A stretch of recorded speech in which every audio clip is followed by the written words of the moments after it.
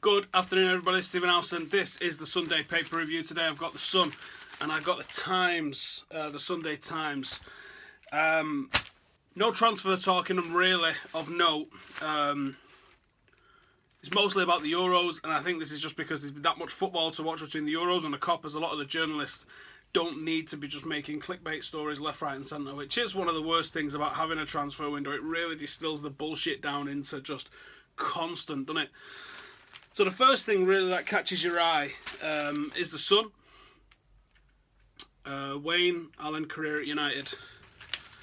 I have a contract with a club that I want to see out and would not be against extending it.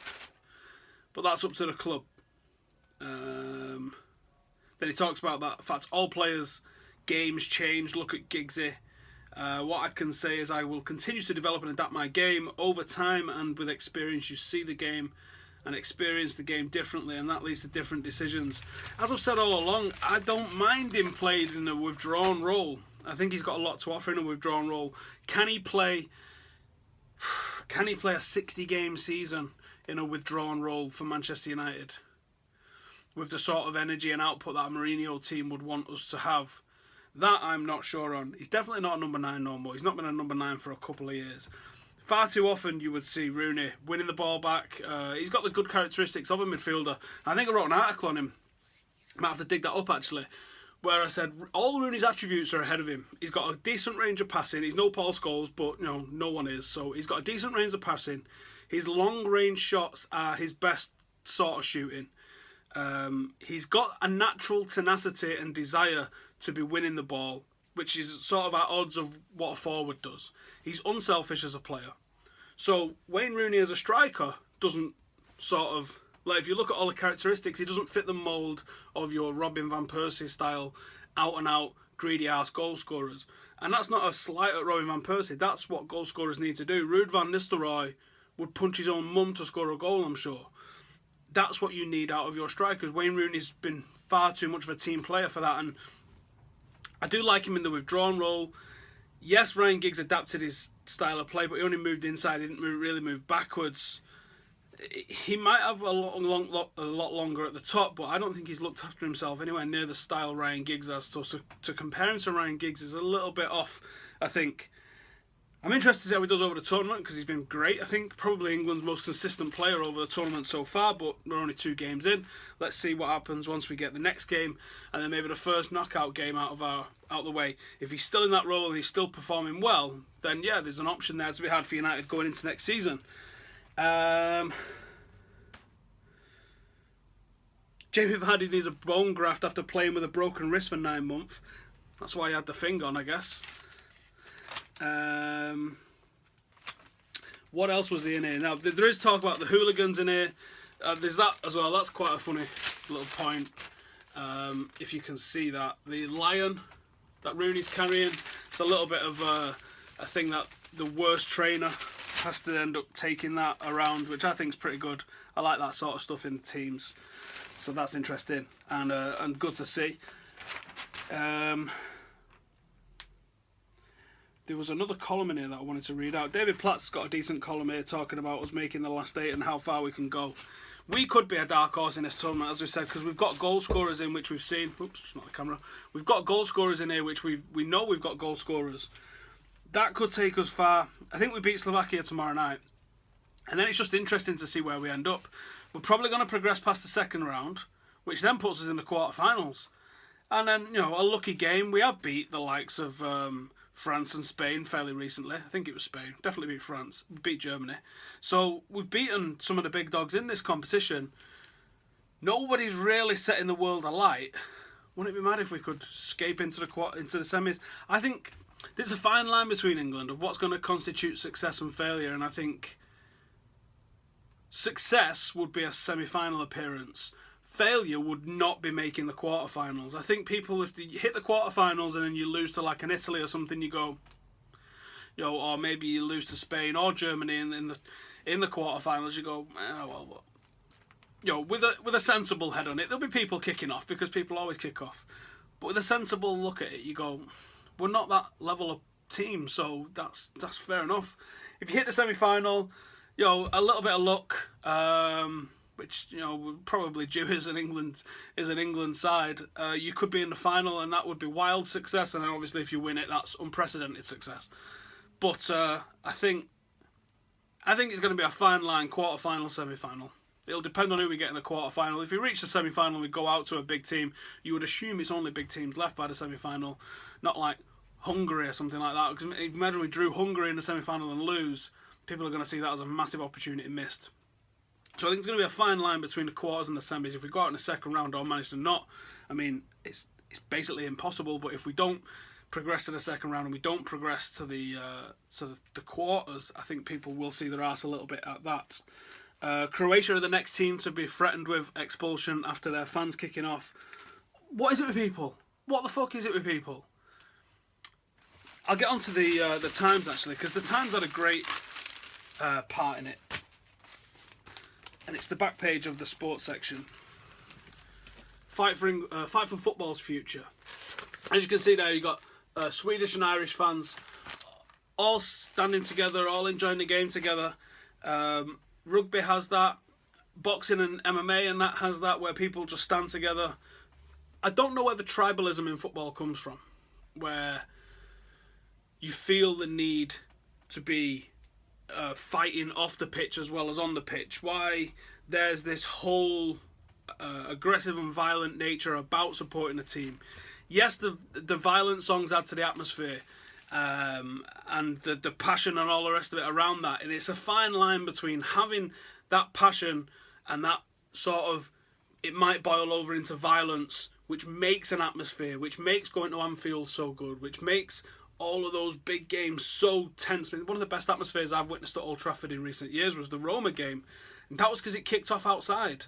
And you don't want it like a theatre, where there's like, polite applause when something happens. You want that passion. You want that. The Irish fan shows how to do it right.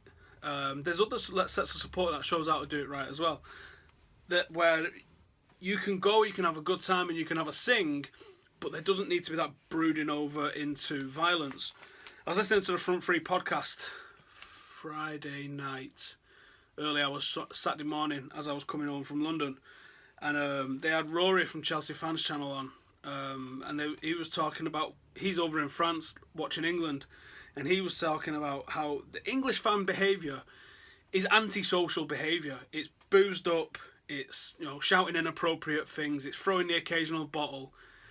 It's more mischievous, definitely antisocial, definitely annoying if it was on your street outside your house. But it's not violent, and it's not dark, and it's not like really fucking troubling. It's just people being dickheads. Who's not been a dickhead at some point? I'm regularly a dickhead. So I can't get mad at people for doing dickhead things. You go, yeah, you shouldn't have done that. And the lads that are doing it probably go, yeah, you're right. But the violence that's coming from the likes of Croatia, we've seen it. It seems to be Russia that it's getting focused on at the moment, but I'm sure they're not the only ones. Let's just use Russia as an example. Those Russian lads, I've seen them wearing MMA brands, like MMA wear, like fight shorts and stuff. I've heard they're wearing MMA gloves. I haven't seen anyone wearing MMA gloves. I've seen people with gum shields. I've seen people throwing away gum shields. And I read something last week in which I'm not sure if it was a blag or if it was real. I don't read Russian, so I'm trusting the translation on this, that the Russians was going to organised MMA hooligan camps, like fight camps, to train to come over here. And if you see the GoPro video that one guy did, it was organised, it was fucking ruthless. There was a fucking army of them, wasn't there? Like, it's the organisation and the planning of it that makes it really on top. England fans, yeah, it might kick off. Someone might throw a chair at someone. That's because it's just boiled over. It's not... Nobody, I don't think... I can't say nobody, can I? There's probably some. I think the general England fan hasn't gone over to France and gone, I'm going to fucking kick off. I think they've gone, I'm going to get off my head. I'm going to have a laugh with the lads. I'm going to go watch the football. And I think that's the top priorities. Whereas these guys, some of the guys that have come with Russia, they're going, can we have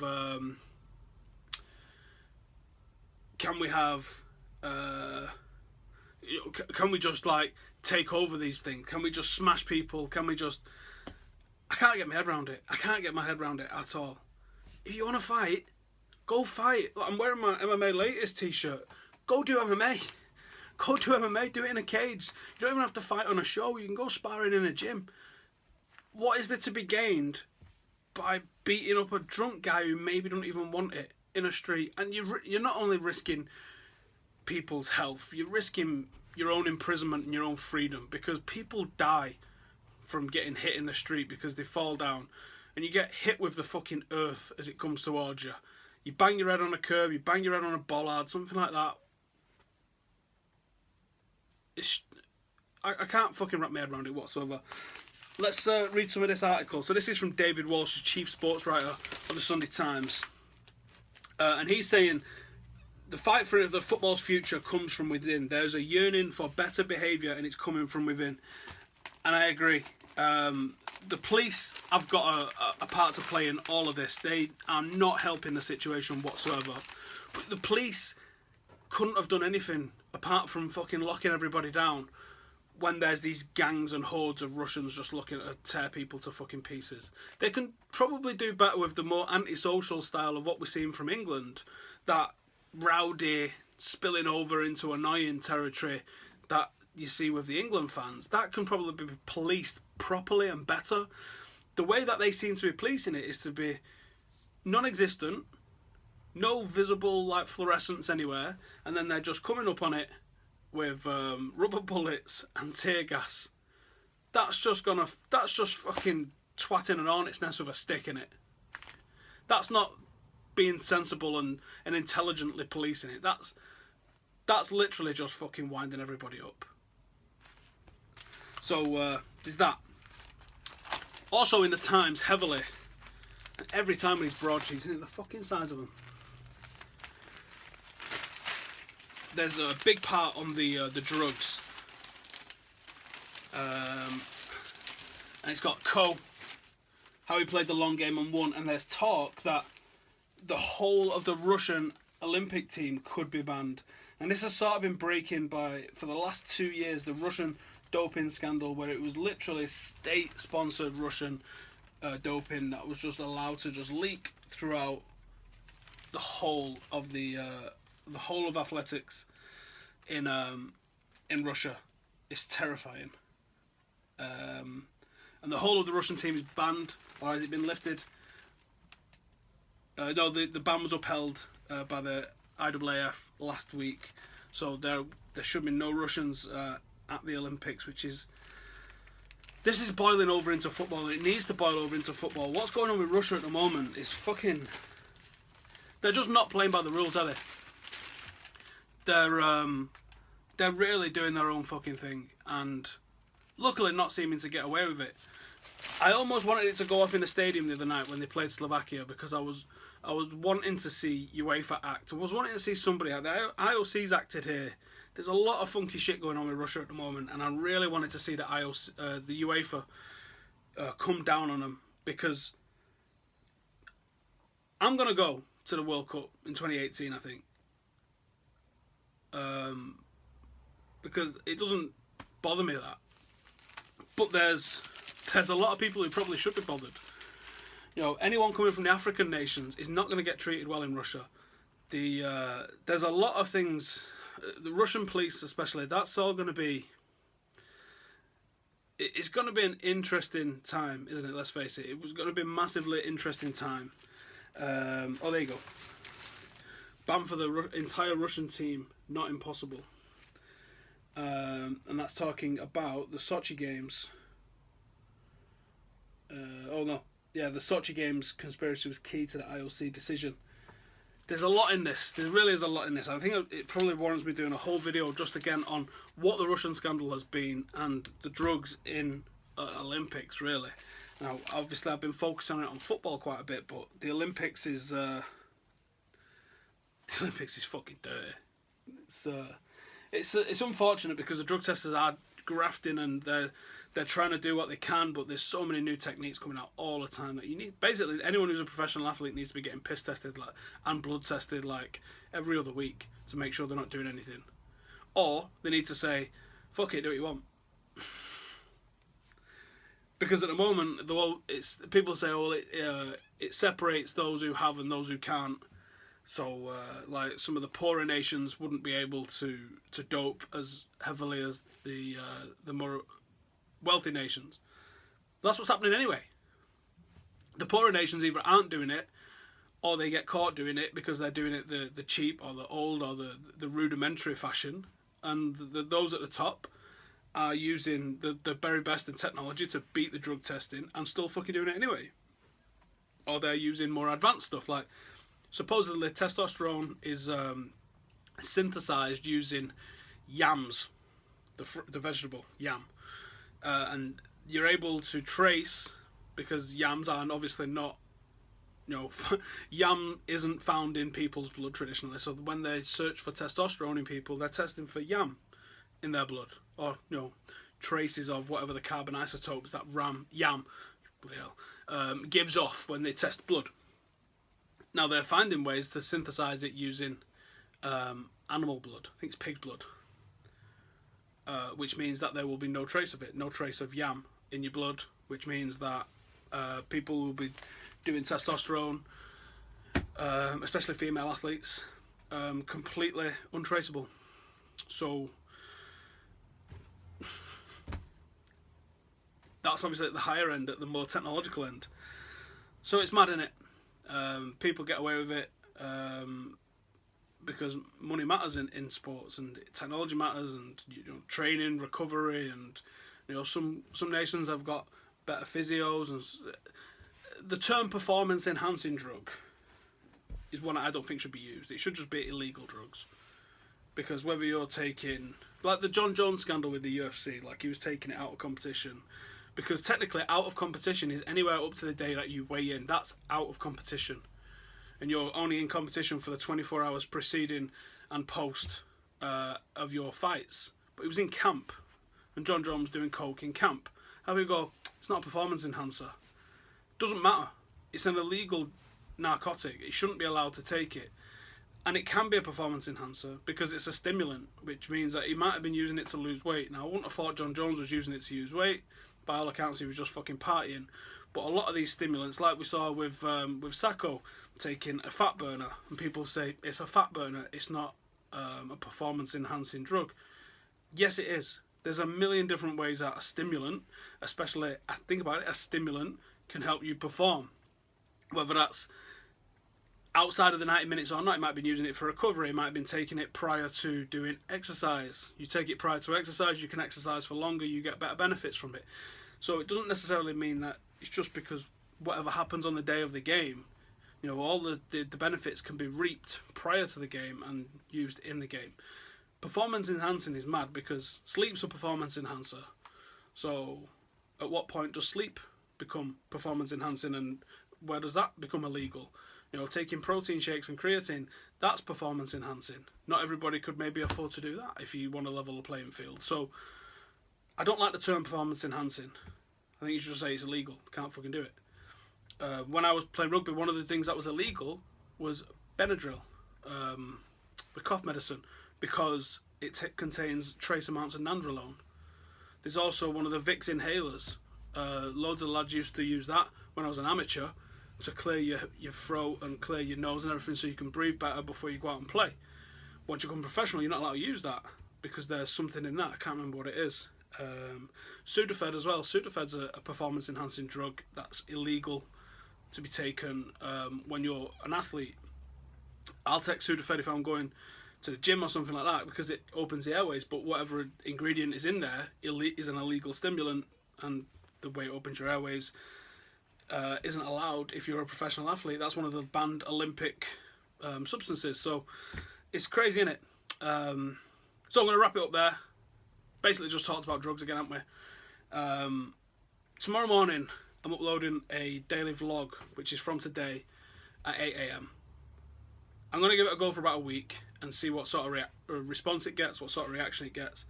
I don't think there's enough interesting things happen, but it might just give me the opportunities to talk to you a little bit more often on just random general shit. I'm still going to do videos for specific things. Like I want to do a transfer talk one. probably Tuesday. I want to do a Championship Manager one probably tomorrow if I get the opportunity. I've got a really busy day tomorrow, and then we'll see, whatever, innit? So what's going to happen is I'm going to upload them at 8 a.m. and that'll be the day before's. So I'll upload them last thing at night before I go to bed, and then schedule them to be released at 8 a.m. in the mornings. I am on Full-Time Devils Daily at 8 a.m. tomorrow morning, so maybe it's not a good time to release it. Maybe I do it at 7:30. We shall see. Anyway, thank you for tuning in. Drop me a like if you don't mind. The likes on YouTube really mean a lot. They help the videos get seen and get more visibility, so it's really important that if you have enjoyed what you've seen, you give it a nice big fat juicy thumbs up. Subscribe if you haven't already, and I'll see you at 7:30, 8 o'clock in the morning. See you later.